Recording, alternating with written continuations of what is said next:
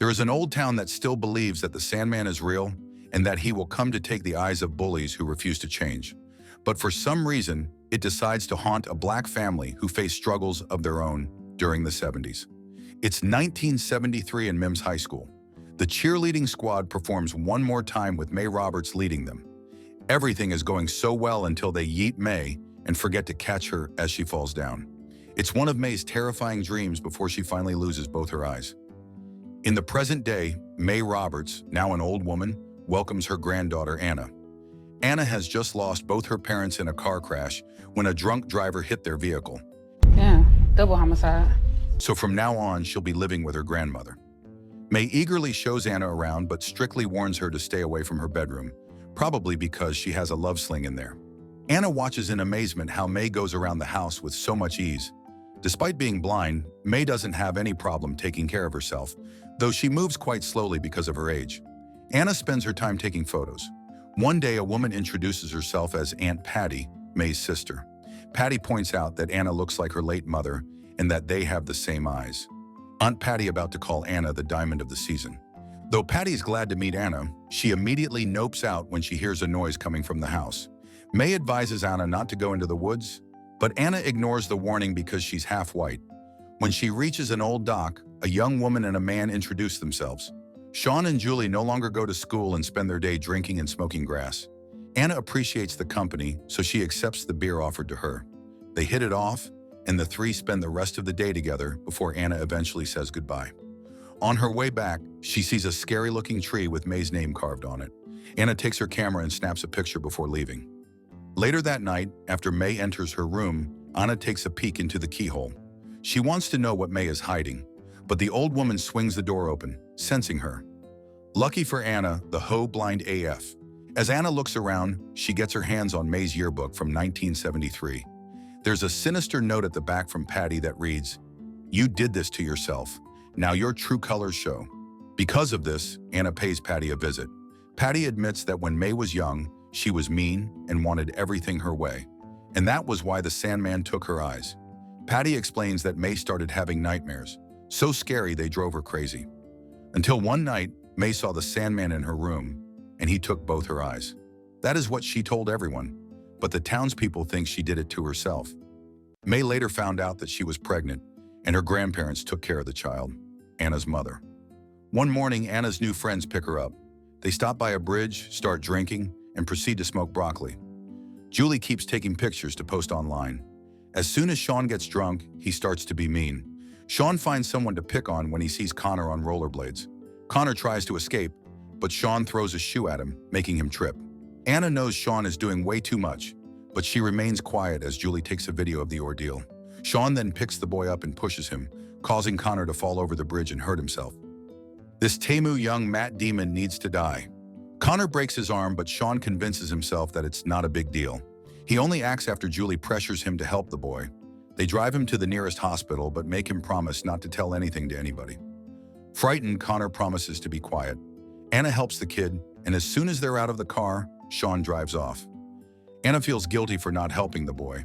It turns out that Patty knows Connor, and the kid asks her to come over. Connor swears no one hurt him, but Patty knows he's just lying. She encourages Connor to stand up for himself, or nothing will change.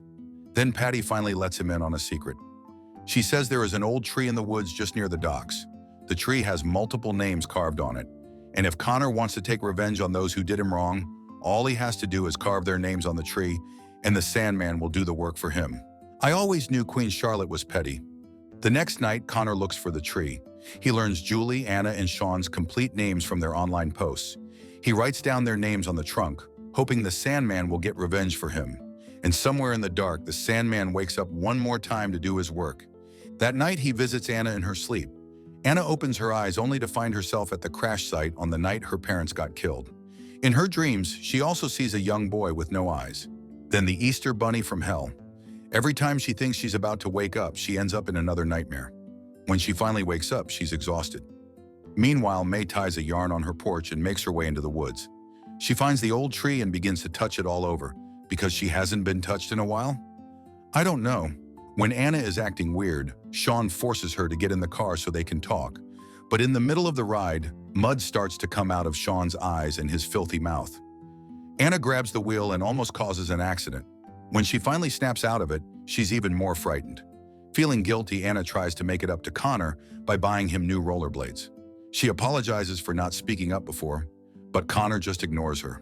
In another nightmare, Anna's tongue is pulled because she didn't speak up. May continues to act suspicious. She leaves the house in the middle of the night, grabs some mud from underneath the old tree, takes it back, and wipes it all over her bedroom walls. You'll ever wondered how blind people know when they're done wiping after they poop? The three friends continue to experience terrifying nightmares. Every single time, a boy with no eyes shows up before the Sandman hurts them. Shawn has been thrown to the ground, and Julie gets pulled into a black cloud in the swimming pool and almost drowns.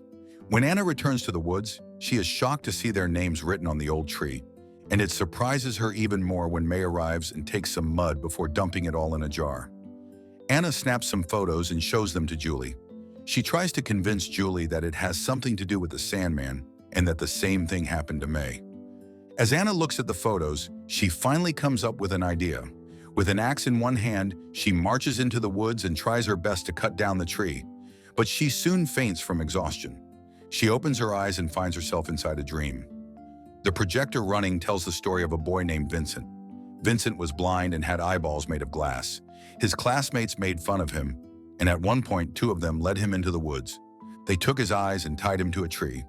Then they used those same eyes in their slingshot with Vincent's head as their target. That day, Vincent died. As his body decomposed, it became part of the land and the tree. The roots made his soul come to life, and for the first time, the boy could see.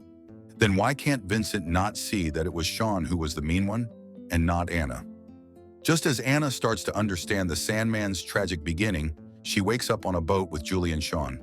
They tell her she must have sleepwalked there. Julie is explaining to Shawn that Anna might be right about the urban legend, but Shawn is not buying the story. He gets annoyed and forces Anna to drink, so she hits him in the sensitive peanut area in return. In a fit of rage, he pushes her into the water. Julie helps Anna back into the boat, and they all agree to go see the tree together. Shawn thinks the speculations are stupid, so he carves the name of Julie's mom on the tree to prove a point. But suddenly, the name of Julie's mom disappears, and they all realize the Sandman doesn't target just about anybody. Even after what they witnessed, Shawn refuses to give in. He decides to stay behind just to pee on the tree. Unfortunately for him, the Sandman shows up and takes both his eyes. Shawn runs and hits his head, resulting in his death. Death by tree branch is diabolical. Afraid of what will happen to them, Julie and Anna decide to stay together that night. Julie suggests they try lucid dreaming so they can finally control what to do inside their nightmares. And so they lie beside each other and start saying, "Remember, you're dreaming," until they both fall asleep. Inside the dream, Anna opens a white door and finds Vincent on the other side. She takes an eyeball out of her mouth and drops it on a weighing scale as the sand continues to flow in the sandglass.